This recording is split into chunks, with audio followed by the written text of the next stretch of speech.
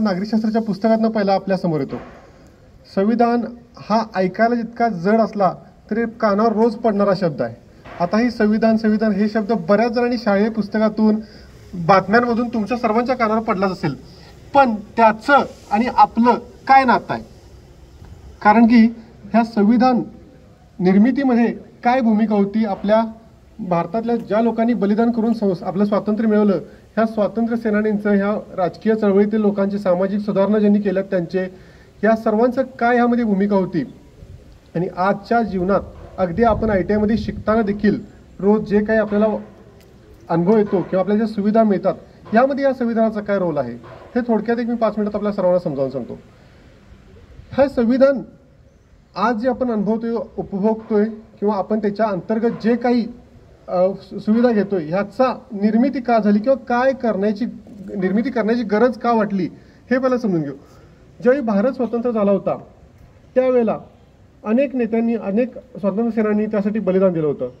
ज्या वेळेला भारत स्वतंत्र व्हायची वेळ आली, घटिका आली, त्यावेळेला एक आनंदाचा क्षण होता सामान्य नागरिकांसाठी, पण सगळ्यात मोठी चिंता भेडसावत होती ती आपल्या सर्व जे काही राजकीय नेते होते, त्या काळातले चळवळीतले नेते होते, सर्वांच्या मनात हीच होती की एवढा मोठा पसारा स्वातंत्र्य तर केलाय, पण तो सांभाळायचा कसा। आज एका गटाच्या लोकांसाठी एक नियमावली करून आपण ती वाचू शकतो, ती अवलंबू शकतो, पण आपल्या भारतात जर विचार केला तर मी तुम्हालाच काही प्रश्न विचारतो। आपल्या भारताचा साधा भौगोलिक विविधता बघा। आज आपल्या ITI मध्ये जर तुम्ही बघायला गेला तर वेगवेगळ्या बीडची काही मुलं आहेत, जालन्याची आहेत, जळगावची आहेत, नांदेडची आहेत, कोल्हापूरची आहेत, सांगलीची आहेत, का साताऱ्याची आहेत। तुम्ही जर बघितला तर आपल्या प्रत्येकाची भाषा वेगळी आहे। आपल्या भारतामध्ये दर 35 किलोमीटरला भाषेचा टोन बदलतो आणि दर 105 किलोमीटरला भाषा बदलते। आणि एवढी विविधता असली, आपला भारत उत्तर दक्षिण 3200 आणि पूर्व पश्चिम 3000 किलोमीटर विस्तारलेला आहे। असंख्य भाषा, वेगवेगळे जमाती, वेगवेगळे समाज, वेगवेगळे भूभाग, प्रत्येक ठिकाणचा पर्जन्याची स्थिती वेगळी, प्रत्येक ठिकाणची आर्थिक स्थिती वेगळी, नैसर्गिक संकटाची स्थिती वेगळी। ह्या सर्वांना एका शिदोरीमध्ये बांधण्याचं काम करायचं कसं, यासाठी ही चिंता भेडसावत होती। मित्रांनो, खूप कमी लोकांना माहिती असेल की आपलं स्वातंत्र्याच्या आधी ह्या संविधान निर्मितीची प्रक्रिया सुरू झाली होती। आज आपण जे काही उद्घाटन करणार आहोत ती आहे संविधानाची प्रस्ताविका, ज्याला प्रिॲम्बल म्हणतो। या प्रस्ताविकेला नानी पालखीवाला हे जे त्यावेळेचे घटनातज्ञ होते, त्यांनी याला संविधानाचा आयडेंटिटी कार्ड म्हटलंय। ह्याचं पण अनेक वैशिष्ट्य आहे। ह्याचं वैशिष्ट्य असं की आधी पुस्तक लिहिलं आणि नंतर मग त्याची प्रस्ताविका केली, कारण आपल्या संविधान हा एका छत्राखाली, एका संविधान सभेत बसून लिहिण्यासारखी नव्हती।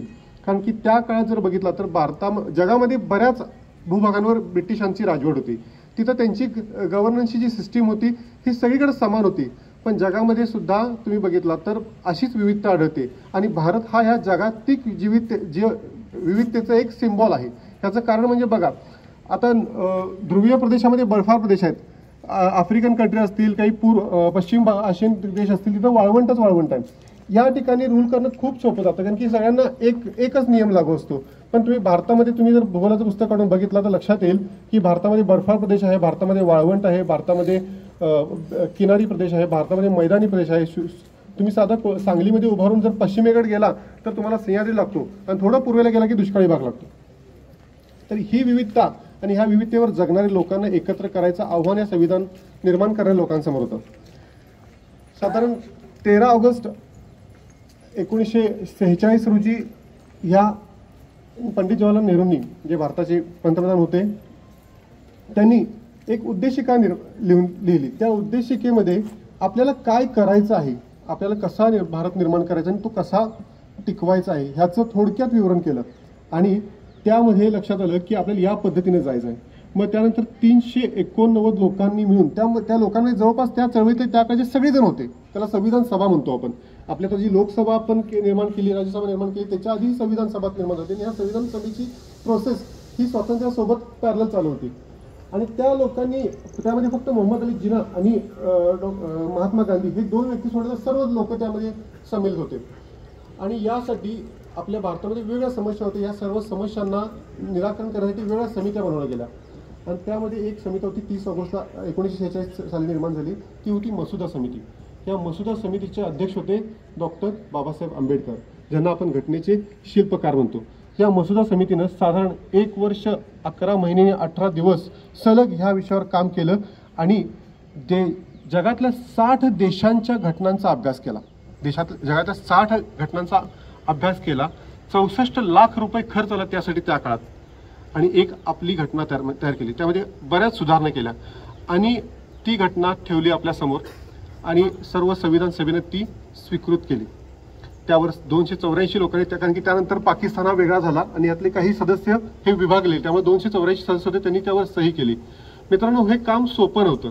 त्यावेळी टीकाकार होते बरेचसे. त्या टीकाकारांनी पण टीका केली की हे सगळं ठिगळांचं वर्क केलंय, ठिगळांचं काम केलंय.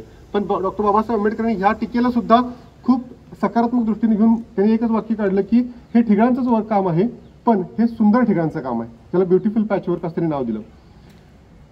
तर या संविधानामध्ये तुम्हाला मी थोडक्यात सांगतो की संविधानाचा अभ्यास करायला मोठमोठे कोर्सेस आहेत, डिग्री कोर्स आहेत, पोस्ट ग्रॅज्युएशन आहेत. त्याची तेवढा अभ्यास करून PhD करणाऱ्यांची पण संख्या खूप आहे. पण अजूनही पूर्ण संविधान कुणाला जास्त समजलेलं नाही आहे. पण मला फक्त एवढंच सांगायचं आहे की या संविधानाचा तुम्हाला आपण वारंवार उल्लेख करतो, सुजाण नागरिक, सुजाण नागरिक. सुजाण नागरिक कधी बनेल माहिती आहे का?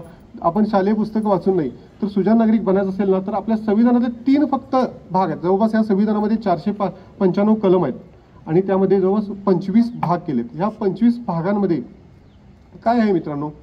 आज तुम्ही इथं बसलेला आत समोर तुम्हाला ऊन लागते आणि उन्हातून तुम्हाला सरांनी सावलीत बसवलं. तुम्हाला वाटतं की सरांनी बसवलं, पण तसं पाहता हा सुद्धा अधिकार तुम्हाला संविधानाने दिलेला आहे. हे लक्षात घ्या. तुम्ही कुठल्या तरी कारखान्यामध्ये जाता, तुम्ही OJT जाता, तिथं कामगारांसाठी पाण्याची व्यवस्था केली असते, वरती फॅन लावला असतो, दुपारची मध्याची सुट्टी केलेली असते. हे कोणी दिले तुम्हाला? हे तुम्हाला संविधानानंच दिलेलं आहे.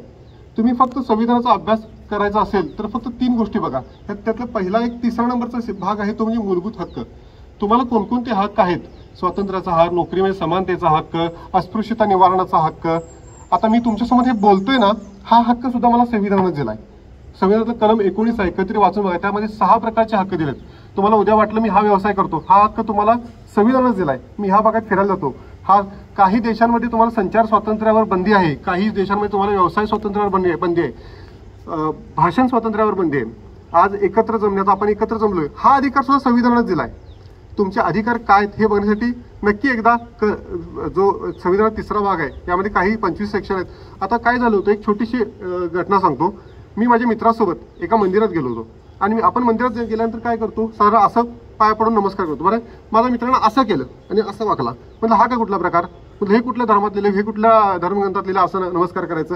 तर सरळ सांगितलं हे कुठल्या धर्मग्रंथात नाही, पण माझ्या संविधानात लिहिलंय आणि मला संविधानाने कलम 25 नुसार मला हा अधिकार दिलाय की मी माझ्या देवाला कसं नतमस्तक व्हायचं हे मी ठरवणार आणि हा अधिकार पूर्णपणे मला संविधान, मी लोटांगण घालून होईल का डोक्यावर हात ठेवून होईल, हा मला अधिकार दिलाय संविधानानं. आणि इतका तुम्हाला म्हणजे प्रत्येकाची वैयक्तिक स्वातंत्र्य, व्यक्तिगत स्वातंत्र्य, मानसिक स्वातंत्र्य. तुम्हाला तर DJ लागतो, गणपतीची मिरवणुका असतात, त्यावेळी तुम्हाला साधारण फोन करून सांगतात कोणतरी पोलीस स्टेशनमध्ये की दंगा व्हायला लागला आणि हे सगळं बंद करा. तुम्हाला हा अधिकार कुणी दिलाय?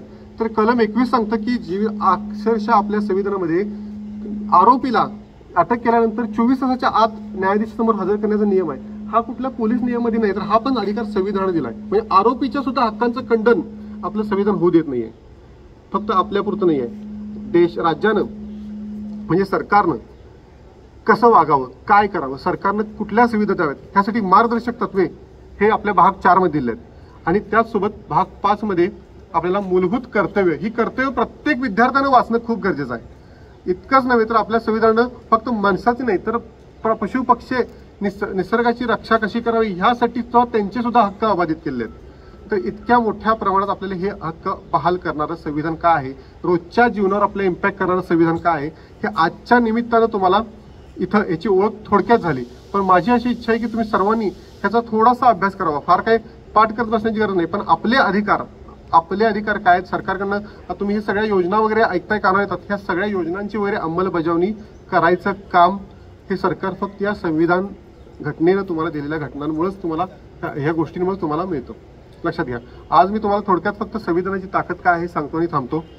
संविधान आपल्याला माहित आहे की आपल्या देशाचे प्रमुख कोण आहेत? कोण आहेत माहित आहे?